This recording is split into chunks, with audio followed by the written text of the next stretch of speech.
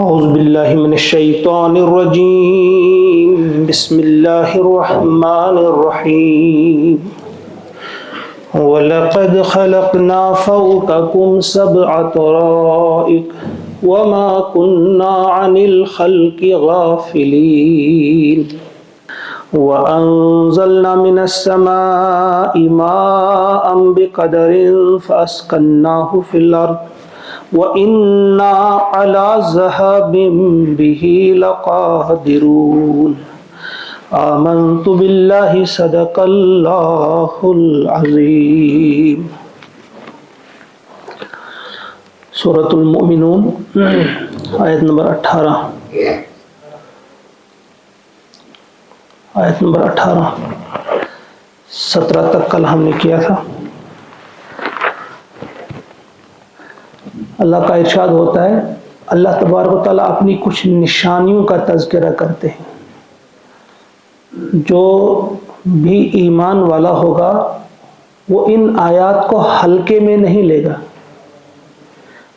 ہمیں بتایا جا رہا ہے کہ اللہ تعالیٰ کی ان نشانیوں پہ غور کرو تاکہ اللہ تعالیٰ کی معرفت تمہارے اندر آ جائے، اللہ تعالیٰ کو تم پہچاننے میں کامیاب ہو جاؤ۔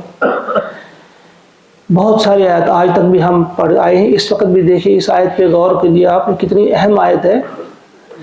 وَأَنزَلْنَا مِنَ السَّمَاءِ مَاءً، اور ہم نے اتارا، ہم نے نازل کیا، ہم نے اتارا، من السماء، آسمان سے، آسمان سے مراد ہے اوپر سے، ہم نے اوپر سے اتارا، ماءً پانی، بقدر ایک خاص مقدار میں، یعنی ٹھیک ٹھیک اندازے کے مطابق ایک خاص مقدار میں ہم نے پانی اتارا۔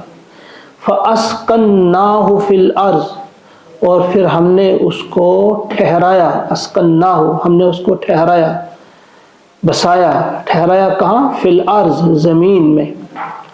وَإِنَّا، اور بے شک ہم، عَلَى ذَهَابٍ بِهِ، اس کو واپس لے جانے میں بھی، لَقَادِرُونَ، قدرت رکھتے ہیں، طاقت رکھتے ہیں، یعنی ہم اس پر بھی قادر ہیں کہ ہم اس کو واپس لے جائیں، تم سے چھین لے جائیں پانی کو۔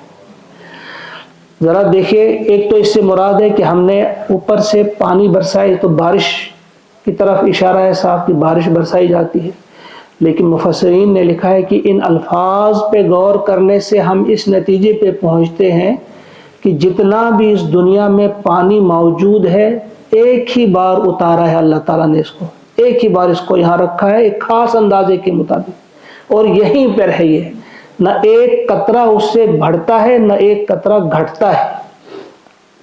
یہ مختلف صورتوں میں ہمارے سامنے ہوتا ہے، کبھی آپ برف دیکھتے ہو چوٹیوں پر، کبھی آپ بارش کی صورت میں دیکھتے ہو، کہیں چشموں کی صورت میں، کہیں جھیلوں کی صورت میں، کہیں دریا، ندی، نالے، اور کہیں سمندر۔ یہ ایک ہی بار اتارا اللہ تبارک و تعالیٰ نے، اور ٹھیک اندازے کے مطابق، برابر صحیح مقدار میں جتنی ضرورت تھی۔ اگر اس سے زیادہ ہوتا تو زندگی ناممکن ہوتی ہے، غرق ہو جاتے سارے، کم ہوتا تو زندگی ناممکن ہوتی، اس سے بھی زندگی ناممکن ہوتی۔ تو یہ برابر ایک اندازے کے مطابق جو نازل فرمایا اللہ تعالیٰ نے، کتنی بڑی حکمت ہے یہ۔ اور آج کل تو سب لوگ اب جانتے ہیں، عام طالب علم بھی اس بات سے واقف ہیں کہ پانی جو ہے یہ دو گیسز مل کر بنا ہے، ہائیڈروجن اور آکسیجن۔ تو کبھی آپ نے غور کیا کہ اللہ تبارک و تعالیٰ نے کس وقت موقع دیا ان کو، کتنی آکسیجن ہو، کتنی ہائیڈروجن ہو، اور پانی ملے، پانی بنے، اور اس کے بعد ٹھہرے زمین میں؟ کیا اس کے بعد کبھی یہ نہیں مل سکتی آکسیجن اور ہائیڈروجن؟ کیا اس کے بعد اگر یہ کچھ لوگوں کا جو کہنا ہے کہ بھئی یہ حادثاتی طور پہ دنیا وجود میں آئی ہے، جو دہریے ہیں، جو اللہ کو نہیں مانتے، تو کیا کبھی اس بات پہ انہوں نے غور نہیں کیا کہ یہ کیسے ممکن ہے؟ پھر تو اس میں کبھی اضافہ بھی ہوتا، کبھی کم بھی ہوتا۔ لیکن یہ کون ہے؟ کون ہے جتنا پانی چاہا اتنا اس زمین پہ اتارا، اور اس میں کوئی کمی نہیں آ رہی ہے، کوئی زیادتی نہیں ہو رہی ہے۔ جو شخص بھی غور و فکر کرے گا اس آیت کریمہ پہ، اس نشانی پہ جو غور و فکر کرے گا، وہ بے ساختہ اس کی زبان سے نکلے گا، کوئی تو ہے جو نظام ہستی چلا رہا ہے، وہی خدا ہے، یہ خدا ہی ہے، وہی اس نظام ہستی کو چلا رہا ہے، اسی نے اس پانی کو اتارا ہے اور وہی اس کو تھامے ہوئے ہے، اس کو ڈوبنے نہیں دیتا، اس کو ختم ہونے نہیں دیتا۔ تو فرمایا کہ ہم نے اتارا اوپر سے پانی ٹھیک اندازے کے مطابق اور اس کو ٹھہرایا ہم نے زمین میں۔ اور دوسرا جملہ اس آیت کا وَإِنَّا عَلَىٰ ذَهَابٍ بِهِ لَقَادِرُونَ، کہ ہم اس کو لے جانے میں بھی قادر ہیں، یعنی ہم جو دے سکتے ہیں وہ واپس بھی لے سکتے ہیں۔ تو پھر آپ سمجھ سکتے ہو کہ پانی کے بغیر زندگی کیسے ممکن ہے۔ آگے جا کر ہم پڑھیں گے سورہ ملک میں ایک اور انداز سے اللہ تعالیٰ نے ہمارے ذہنوں کے ان دریچوں کو کھولنا چاہا ہے کہ سنو، قُلْ أَرَأَيْتُمْ إِنْ أَصْبَحَ مَاؤُكُمْ غَوْرًا فَمَنْ يَأْتِيكُمْ بِمَاءٍ مَّعِينٍ، کیا تم نے کبھی سوچا ہے، کیا کبھی غور و فکر کیا ہے کہ اگر ہم تمہارے اس پانی کو زمین میں جذب کر دیں تو کون ہے جو تمہیں یہ بہتے چشمے پھر عطا کرے گا؟ کوئی ہے جو تمہیں یہ بہتے چشمے دے دے گا؟ یہ اللہ کا نظام ہے۔ پہاڑوں پر ہم کھود کر پانی نہیں نکال سکتے پمپ کے ذریعے، وہاں ممکن نہیں ہے، وہاں چشمے بہا دیے، اور میدانی علاقوں میں چشمے کم ہوتے ہیں تو وہاں کھود کر ہم نکالتے ہیں، قومیں کھودتے ہیں اور وہاں سے پانی نکالتی ہے، یہ اللہ کا نظام ہے۔ تو فرمایا کہ کون ہے جو تمہیں بعد میں یہ بہتے چشمے عطا کرے گا؟ اگر اللہ تعالیٰ فرماتے اگر ہم اس کو غائب کر دیں، پانی کو زمین میں دھسا دیں، واپس لے جائیں، فَأَنشَأْنَا لَكُمْ بِهِ جَنَّاتٍ، بس ہم ہی نے پیدا کی تمہارے لیے بِهِ، اس پانی کے ذریعے، جنات، باغات۔ یہ جو پانی ہم نے تمہیں دیا ہے، اس پانی کے ذریعے ہم ہی ہیں جو تمہارے لیے باغات تمہیں عطا کرتے ہیں۔ کون کون سے باغات؟ جنات من نخیل، کھجور کے باغات، وعناب، اور انگور کے باغات، یعنی ہم ہی ہیں جو کیونکہ اس وقت جو پہلے مخاطب تھے وہ تو عرب تھے، تو وہاں یہی زیادہ ہوتے تھے، انہی کا تذکرہ کیا کہ ہم اس پانی کے ذریعے کیا کرتے ہیں؟ تمہارے لیے باغات وجود میں لاتے ہیں، عطا کرتے ہیں تمہیں کھجوروں کے اور انگوروں کے باغات۔ لکم، تمہارے لیے ہے، فیہا، اس میں، فواکہ، میوے، کثیرہ، بہت، تمہارے لیے اس میں بڑے لذیذ میوے ہیں اور بہت ہیں، کثرت کے ساتھ ہیں۔ وَمِنْہَا، اور اس میں سے، یعنی باغات میں سے، یہ ہاتھ کی ضمیر جو ہے جنات کی طرف ہے، اور انہی باغات میں سے تاکلون، تم کھاتے ہو، یعنی تم روزی بھی کماتے ہو۔ اتنا ہی نہیں کہ آپ نے کھایا تو بس، یہاں تاکلون کا الگ سے ذکر کر کے فرمایا کہ اس سے تم کماتے بھی ہو، گویا پھل خود بھی کھاتے ہو، ان کا کاروبار کر کے بیچ کر تم روزی بھی حاصل کرتے ہو، باقی چیزیں بھی خریدتے ہو اپنے جو آپ کی روزمرہ ضرورت ہوتی ہے۔ وَشَجَرَةً، اور پھر ایک وہ درخت، تخرج، جو نکلتا ہے، من طور سینا، طور سینا سے، پھر ایک وہ درخت، وہ بھی ہم نے تمہیں عطا کیا ہے۔ اس سے مراد زیتون کا درخت ہے جو طور سینا سے نکلتا ہے۔ اب تو ہر جگہ ہے، لیکن لگتا ہے کہ اس کا اصلی وطن جو ہے طور سینا ہے، وہیں کا اصل میں، پھر وہاں سے ہی پھیلا ہے۔ تو فرمایا ایک اور درخت، یعنی زیتون کا درخت جو نکلتا ہے طور سینا سے، تنبت، جو اگتا ہے، بالدہن، تیل کے ساتھ، یعنی جب وہ اگتا ہے تو اس میں تیل ہوتا ہے، وَسِبْغٍ، اور سالن ہوتا ہے، لِلْآکِلِينَ، اور کے لیے، آکل کہتے ہیں کھانے والے کو، آکلین کھانے والے، کھانے والوں کے لیے اس میں سالن بھی ہوتا ہے۔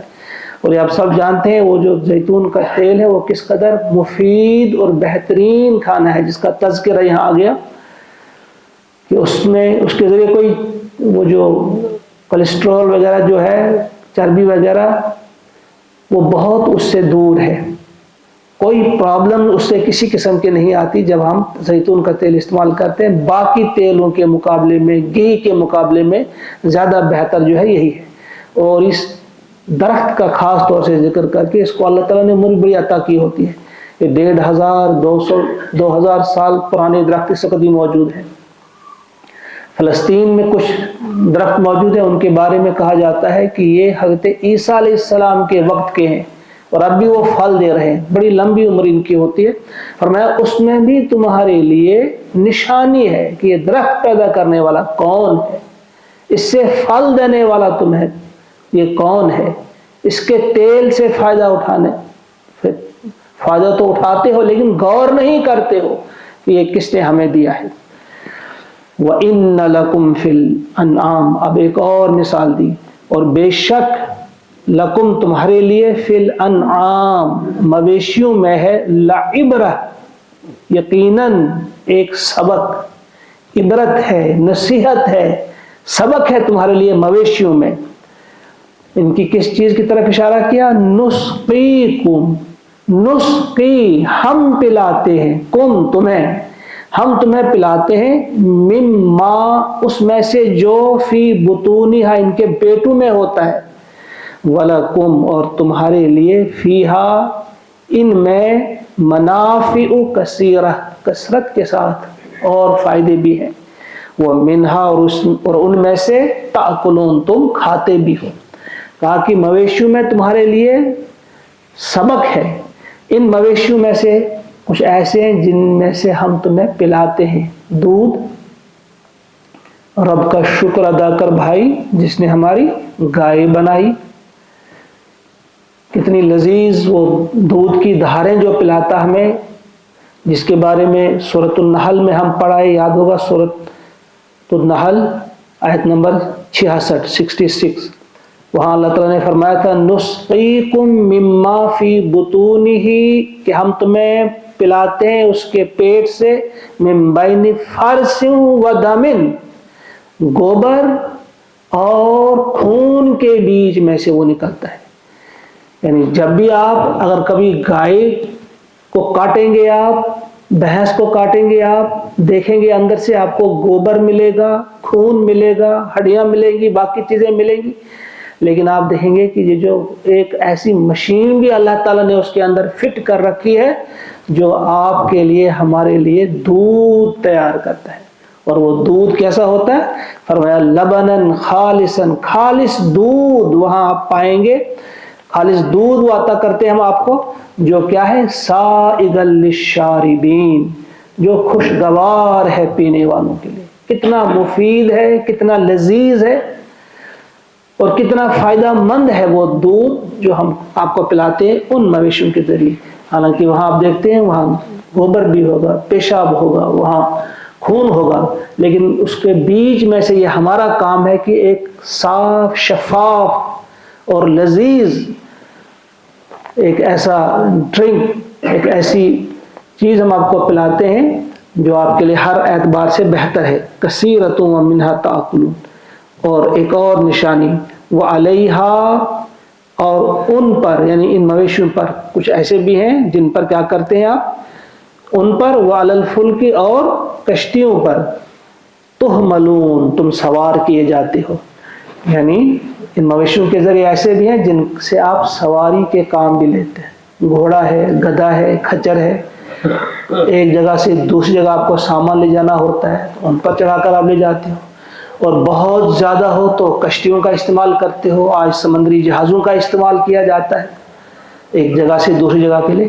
تو فرمایا کہ ان چیزوں میں ذرا دھیان دو، یہ کس نے تمہیں عطا کیے ہیں، کس نے تمہارے تابع کر دیا ان کو جن سے تم کام لیتے ہو، ان چیزوں پر غور کرو۔ جب آپ غور کرو گے تو دہریے بھی چاروں ناچار انہیں چارہ نہیں لگے گا یہ کہنے پہ کہ نہیں یہ وہی ہے، وہی خدا ہے جو یہ نظام ہستی چلا رہا ہے، وہ ایک اللہ ہے، بس اللہ ہی یہ چلا رہا ہے۔